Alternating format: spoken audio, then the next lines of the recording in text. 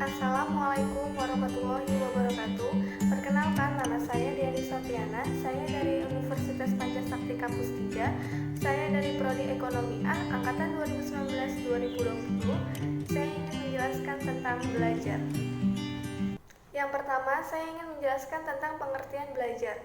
Apa sih yang dimaksud dengan belajar? Belajar adalah semua aktivitas mental atau fisik yang dilakukan oleh seseorang sehingga menimbulkan perubahan tingkah laku yang berbeda antara sesudah belajar dan sebelum belajar. Dan berikut pengertian belajar menurut Sanjaya tahun 2008. Belajar dianggap sebagai proses perubahan perilaku sebagai akibat dari pengalaman dan latihan. Untuk selanjutnya, ada proses belajar. Berikut ini ada beberapa proses yang terkait dengan macam cara penyesuaian diri yang dilakukan manusia secara langsung maupun tidak langsung dan hubungannya dengan proses belajar. Yang pertama, ada belajar dan kematangan. Yang kedua, ada belajar dan pengalaman. Yang ketiga, ada belajar dan bermain. Yang keempat, ada belajar dan pengertian. Dan yang kelima, ada belajar dan mengingat. Dan untuk selanjutnya ada faktor-faktor yang mempengaruhi belajar. Yang pertama, ada faktor internal, yaitu faktor-faktor yang dapat mempengaruhi belajar yang berasal dari peserta didik. Faktor internal ini meliputi dua aspek, yaitu fisiologi dan psikologis. Yang kedua, ada faktor eksternal, yaitu faktor yang berasal dari luar peserta didik yang mempengaruhi proses dan hasil belajar. Faktor-faktor ini meliputi lingkungan sosial dan lingkungan non-sosial. Untuk selanjutnya, saya ingin menjelaskan tentang jenis-jenis belajar. Jenis-jenis belajar meliputi antara lain, yang pertama ada belajar abstrak atau abstract learning. Yang kedua, ada belajar keterampilan atau yang biasa disebut dengan skill learning. Yang ketiga, ada belajar sosial atau yang biasa disebut dengan social learning. Yang keempat, ada belajar pemecahan masalah atau yang biasa disebut dengan problem solving. Yang kelima, ada belajar rasional atau yang biasa disebut dengan rational learning.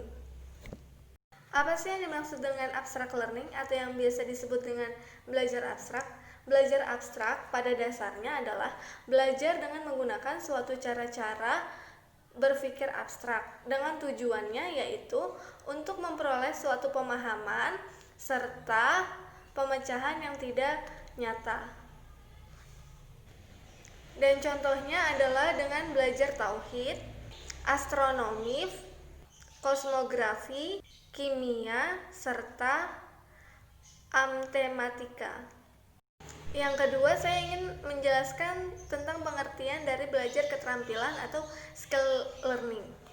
Belajar keterampilan yaitu suatu proses belajar yang bertujuan untuk memperoleh sebuah keterampilan tertentu dengan menggunakan suatu gerakan-gerakan motorik.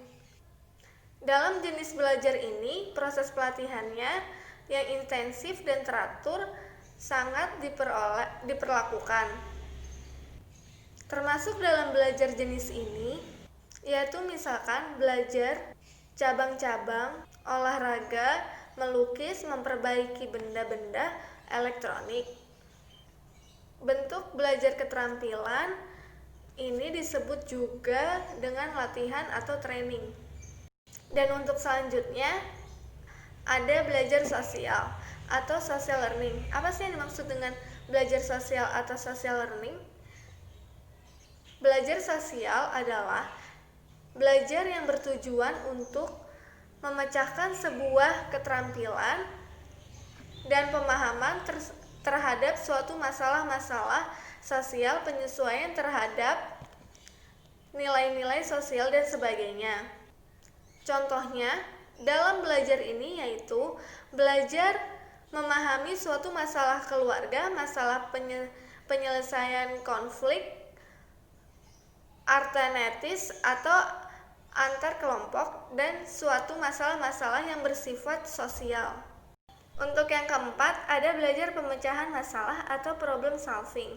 Belajar pemecahan masalah pada dasarnya yaitu belajar untuk memperoleh sebuah keterampilan atau kemampuan untuk memecahkan berbagai suatu masalah secara logis dan rasional. Tujuannya adalah untuk memperoleh suatu kemampuan atau kecakapan kognitif guna untuk memecahkan masalah secara tuntas. Untuk itu, kemampuan individu dalam menguasai berbagai konsep, prinsip, serta generalisasi amat sangat diperlukan.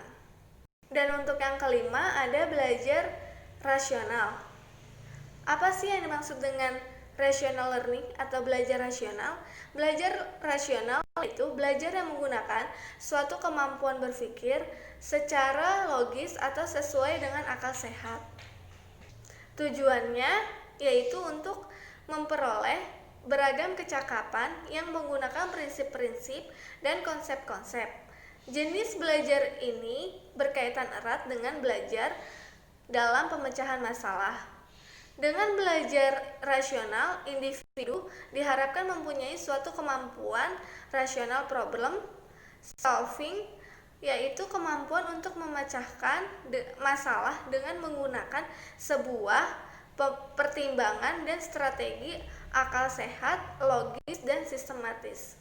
Untuk selanjutnya ada prinsip belajar. Dari berbagai prinsip belajar tersebut, terdapat prinsip yang relatif berlaku umum yang dapat kita pakai sebagai dasar dalam upaya pembelajaran, baik bagi siswa yang perlu meningkatkan upaya belajarnya maupun bagi guru dalam upaya meningkatkan cara mengajarnya.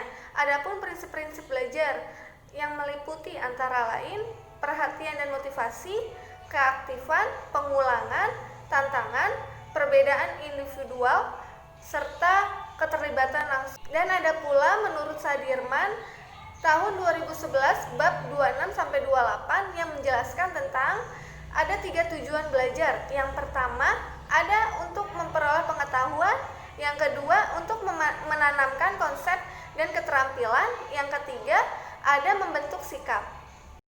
Dan adapun pendapat saya tentang pembelajaran online yang kita alami saat ini, ada dampak positif dan dampak negatifnya. Untuk dampak positifnya, yang pertama yang saya alami adalah dapat mengatur waktu, yang kedua menambah kedekatan dengan keluarga, yang ketiga menambah wawasan dan kemampuan menggunakan berbagai aplikasi dalam proses pembelajarannya. Dan untuk dampak negatifnya yang saya alami sekarang adalah yang pertama adalah jaringan internet yang kurang stabil, yang kedua yaitu batas pengumpulan tugas yang terlalu cepat, dan yang ketiga yaitu belajar menjadi kurang fokus dan kurang efektif. Dan untuk kesimpulan dari PPT saya mengenai belajar adalah belajar merupakan suatu perubahan dalam tingkah laku di mana perubahan itu dapat mengarah pada tingkah laku yang lebih baik. Tetapi ada juga kemungkinan mengarah pada tingkah laku yang lebih buruk. Terima kasih, sekian presentasi dari kami.